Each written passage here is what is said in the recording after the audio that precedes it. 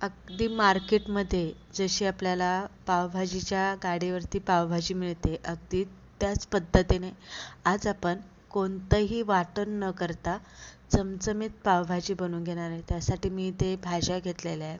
भाज्यांमध्ये मी फ्लावर, बटाटा, फरसबी, शिमला मिरची, मटार मी इथे घेतलेले. आता ही पावभाजी बनवताना तुमच्याकडे गाजर आणि बीट असेल तर आवर्जून यामध्ये बीट घाला. बीट घातल्यामुळे काय होतं, भाजीला कलर जो असतो तो खूप छान येतो. भाज्या स्वच्छ पहिल्या धुवून घ्यायच्या, नंतरनं बारीक चिरून घ्यायच्या आणि त्यानंतरनं आपल्याला ह्या कुकरमध्ये शिजवून घ्यायच्या. कुकरमध्ये पटकन शिजल्या पण जातात आणि दुसरी गोष्ट म्हणजे भाज्यांचा चांगला गाळसुद्धा होतो. आता भाज्या शिजवताना पाणी जास्त अजिबात घालायचं नाही. भाज्या बुडेल एवढंच पाणी घालायचं आणि 1-1.5 चमचे आपल्याला यामध्ये मीठ घालायचं. मीठ घातल्यामुळे भाज्यांमध्ये मीठ चांगलं मुरलं जातं आणि भाज्यांमधला जो अळणेपणा असतो तो पूर्ण निघून जातो. व्यवस्थित हलवून घ्यायचं. झाकण लावून 5-6 शिट्ट्या करून आपल्याला मऊसूद अशा भाज्या शिजवून घ्यायच्या. तोपर्यंत इथे आपण भाज्या शिजेपर्यंत मसाला तयार करून घेतोय. आता आपण इथे आज कांदा, टोमॅटो वगैरे मिक्सरला काही ग्रेव्ही करून घेणार नाही आहे.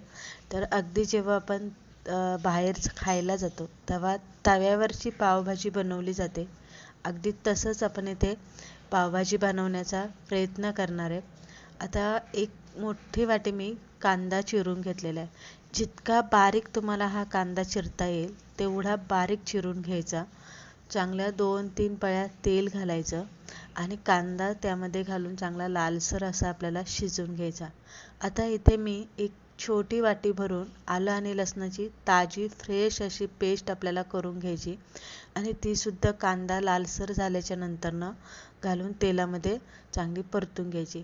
जितका कांदा घातला होता तेवढाच मी टोमॅटो घातलेला आहे. टोमॅटो एकदम लाल झालेले पिकलेले घ्यायचे आणि जितके बारीक चिरता येईल तेवढे बारीक चिरून तेलामध्ये शिजवून घ्यायचे आणि त्यानंतरनं त्यामध्ये आपल्याला मसाले घालायचे. आता मसाल्यामध्ये आपल्याला हळद अजिबात घालायची नाही. पावभाजी बनवताना हळद घालायची नाही. हळद घातल्यामुळे भाजीचा जो कलर असतो तो पिवळसर दिसतो, लालसर असा कलर अजिबात दिसत नाही. लाल तिखट घाला, धने पावडर घाला, गरम मसाला घाला, तुमच्याकडे घरगुती एखादा खास मसाला बनवलेला असेल तो घाला, थोडासा कांदा लसूण मसाला घाला आणि 2-3 चमचे पावभाजी मसाला यामध्ये घालून द्या. त्यानंतर मसाला हलवून घ्यायचा, मीठ 1 चमचा घालायचं आणि कोमट पाणी घालून आपल्याला चांगला हलवून घ्यायचा. गॅस बारीक करायचा, झाकण ठेवायचं आणि तेल सुटेपर्यंत मसाला इथे शिजवून घ्यायचा. आता मसाल्याची तयारी करेपर्यंत आपल्या भाज्यासुद्धा इथे शिजल्या गेलेल्या आहे. पाण्याचं प्रमाण तुम्ही इथे बघू शकता, एकदम परफेक्ट झालेलं आहे. पाणी जास्त घालायचं नाही, भाज्या व्यवस्थित शिजल्या जात नाही आणि त्यानंतर आपल्याला भाज्यांचा गरगोटसुद्धा व्यवस्थित करता येत नाही जर तुम्ही भाज्या शिजवताना पाणी जास्त घातलं तर. मॅचरच्या साहाय्याने भाज्यांचा चांगला गरगोट या पद्धतीने करून घ्यायचा. आता भाज्यांचा गरगोट होईपर्यंत इकडे तुम्ही बघू शकताय छान तेल सुटलेले. जेवढं आपण पाणी घातलं होतं ते पाणीसुद्धा शोषून घेतलेले, म्हणजे आटलं गेलेले आणि मस्त अशी ग्रेव्ही तयार होते. तशी ही ग्रेव्ही तयार झालेली आहे. पण तरी पण आपल्याला याची पूर्ण ग्रेव्ही तयार करून घ्यायची, जसं आपण मिक्सरला पिसून घेतो अगदी तसं. मॅचरच्या साहाय्याने आपल्याला हे कांदा टोमॅटो परत एकदा बारीक करायचा आहे आणि नंतर अर्धी वाटी मी इथे मटार सगळ्यात शेवटी घालून घेतलेले. म्हणजे काय होतं, भाजीमध्ये मटारसुद्धा अख्खे दिसतात आणि भाजीचा मटारचा कलर बदलत नाही. त्यानंतर परत झाकण 5-10 मिनटं ठेवायचं आणि परत मसाला चांगला शिजवून घ्यायचा. इकडे आपण हाटून घेतलेल्या भाजीमध्ये पाणी वतायचं आणि थोडीशी ती आपल्याला पातळ करून घ्यायची. बघू शकताय छान अशी आपल्या पावभाजीसाठी ग्रेव्ही मसाला तयार झालेला आहे. मिक्सरला वाटण केलेलं नाही आहे. मोजक्या भांड्यांमध्येच आपण ही पावभाजी बनवतो आहे, पण अगदी सोप्या पद्धतीने मी इथे तुम्हाला दाखवलेली, जशी बाहेर बनवली जाते अगदी तशीच. व्यवस्थित मसाला हलवून घ्यायचा. गरगोट केलेल्या भाज्या आपल्याला यामध्ये घालायच्या.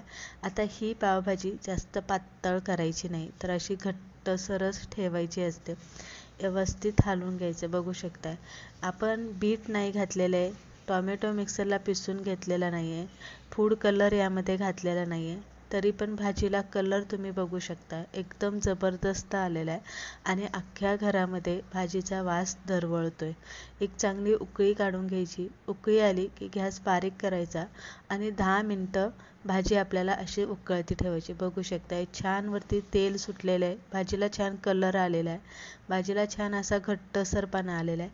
याच्यापेक्षा भाजी जास्त पातळ करू नका किंवा याच्यापेक्षा जास्त भाजी घट्टही करू नका, कारण पावाबरोबर खाताना पूर्ण ती सोसली जाते. अशा पद्धतीने एकदम झटपटीत अशी आपण 10-15 मिनटामध्ये छान चमचमीत अशी पावभाजी केलेली आहे. कोणतंच वाटण केलेलं नाही, जास्त भांड्यांचा पसारा काढलेला नाही. आता इथे मी बटर लावून पाव गरम करून घेतलेले. थोडासा मसाला घालून सुद्धा तुम्ही पाव इथे गरम करू शकता. रेसिपी आवडली लाईक शेअर नक्की